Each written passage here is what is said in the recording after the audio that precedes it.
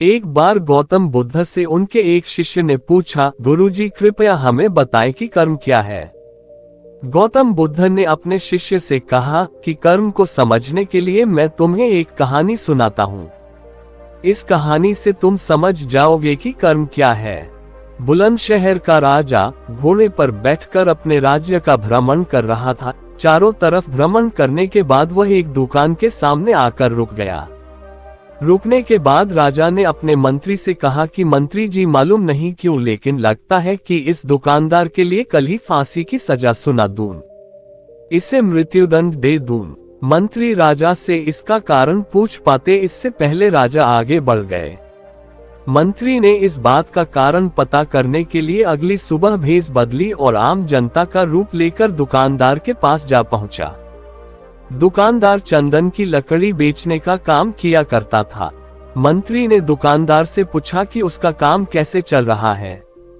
तब दुकानदार ने बताया कि उसका बहुत बुरा हाल है। लोग उसके दुकान पर आते हैं, चंदन को सूंघकर उसकी प्रशंसा करते हैं, लेकिन खरीदता कोई नहीं। मैं सिर्फ इसी इंतजार में बैठा हूँ कि कब हमारे राज्य के राजा की मृत्यु हो और उनके अंत्येष्टि में मुझसे बहुत सारे चंदन की लकड़ी खरीदी जाएगी और शायद वहां से मेरे व्यापार में बढ़ोतरी होनी शुरू हो जाए। मंत्री को सारी बात समझ आ गई कि यही वह नकारात्मक विचार है जिसने राजा के मन को भी नकारात्मक किया। वह मंत्री बहुत बुद्धिमान था। उसने सोचा कि मैं आपसे थोड़ी चंदन की लकड़ियां खरीदना चाहता हूँ। ये सुनकर दुकानदार भी खुश हुआ और उसने सोचा कि चलो कुछ तो बिका। उसने चंदन की लकड़ी को कागज से लपेटा और अच्छी तरह पैकिंग करके वह लकड़ी मंत्री को दी। मंत्री अगली सुबह चंदन की लकड़ी लेकर राजा के दरबार में पहुंचे और राजा से कहा कि महाराज, वह जो दुकानदार है उसने आपके लिए तोहफे के रूप में चंदन की लकड़ी भेजी है। ये सुनते ही राजा बहुत खुश हुए और मन ही मन सोचने लगे कि मैं बेकार में उस दुकानदार के बारे में गलत बातें सोचा करता था। उसने चंदन की लकड़ी को हाथ में लिया। उसमें बहुत ही अच्छी सुगंध आ रही थी। राजा इससे बहुत ही खुश हुए और उसने दुकानदार के लिए मंत्री के हाथों सोने के सिक्के भिजवाए। उसी आम जनता का रूप लेकर मंत्री अगले दिन सोने के सिक्के के साथ दुकानदार के पास पहुंचा।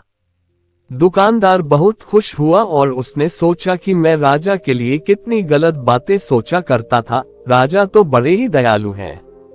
ये कहानी जब खत्म हुई तब गौतम बुद्ध ने अपने शिष्यों से पूछा कि अब आप बताएं कि कर्म क्या है।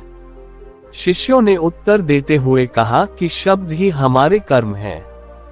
हम जो काम कर रहे हैं वही हमारे कर्म हैं, जो हमारी भावनाएं हैं वही हमारे कर्म हैं।